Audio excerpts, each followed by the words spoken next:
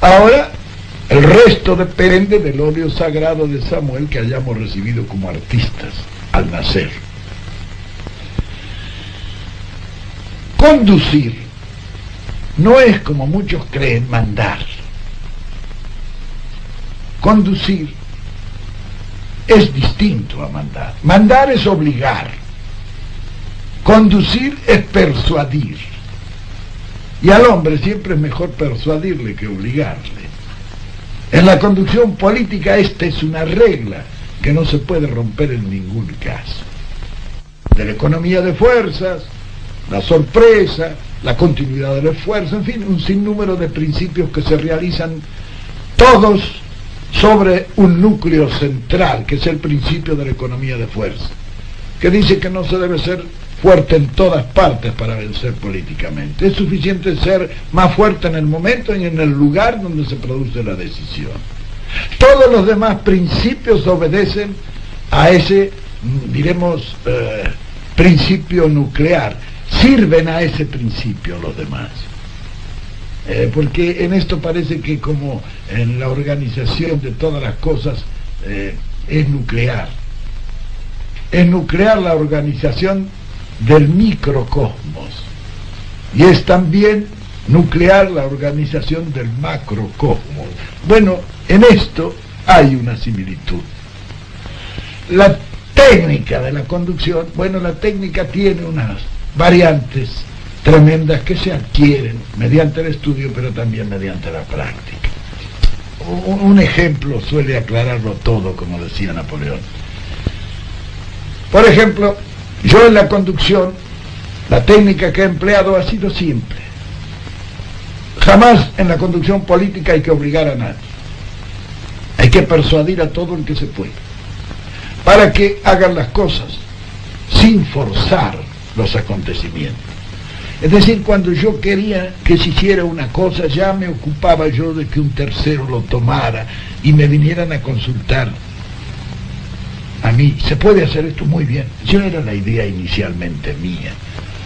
Pero claro, en esto satisfacía muchas ambiciones, muchos deseos. Siempre he pensado en este tipo de técnica de la conducción. Yo digo siempre que si Dios bajara todos los días a la tierra a resolver el problema planteado entre los hombres, ya le habríamos perdido el respeto. Y no habría faltado un tonto que quisiera reemplazarlo a Dios, porque el hombre es así. Entonces, hay que copiar en esto a la naturaleza, que es en la naturaleza donde está inspirada esa técnica. Lo demás, bueno, los demás procedimientos son similares a esto. En política no hay nada directo, no hay nada violento, no hay nada que llegue a forzar la voluntad de los hombres, sino a promover esa voluntad, concebirla y lanzarla. El conductor político es un hombre que hace por reflejo lo que el pueblo quiere.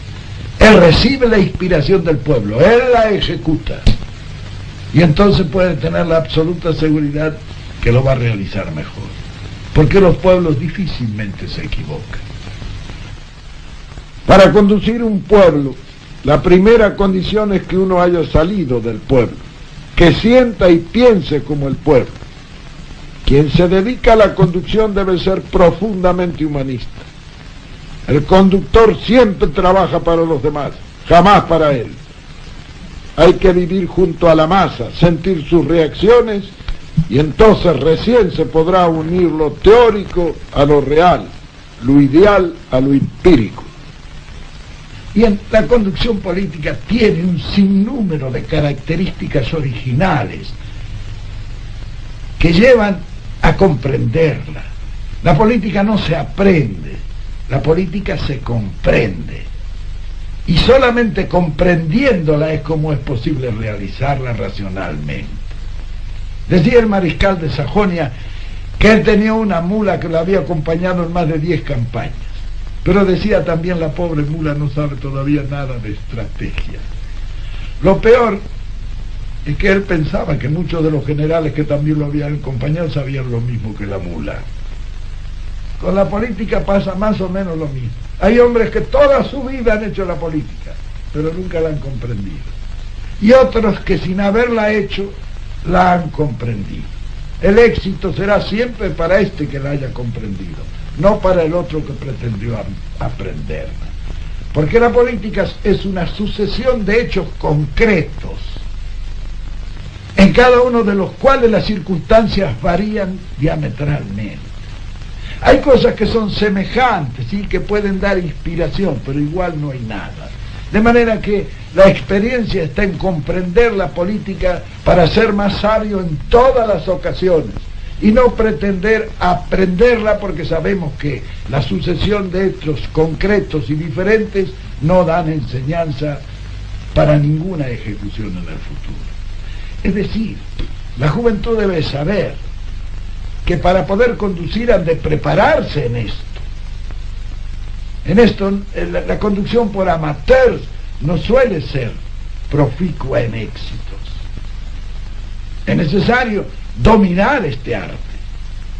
El que quiera ser dirigente y no domine el arte de la conducción, y bueno, no va a llegar nunca lejos.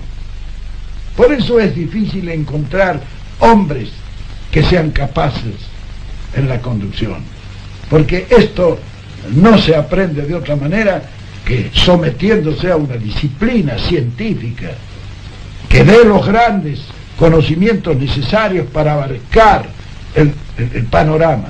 Abarcarlo al panorama, es decir, es ver el panorama con una sensibilidad que es indispensable y una imaginación sin la cual no vale nada. Ver las cosas. Entonces, con sensibilidad e imaginación, ver, base para apreciar. Apreciar, base para resolver. Y resolver, base para actuar. El deber de vencer es indispensable en la conducción. Aquel conductor que no sienta el deber de vencer difícilmente va a vencer en cualquier acción. El que quiere conducir con éxito tiene que exponerse. El que quiere éxitos mediocres, que no se exponga nunca.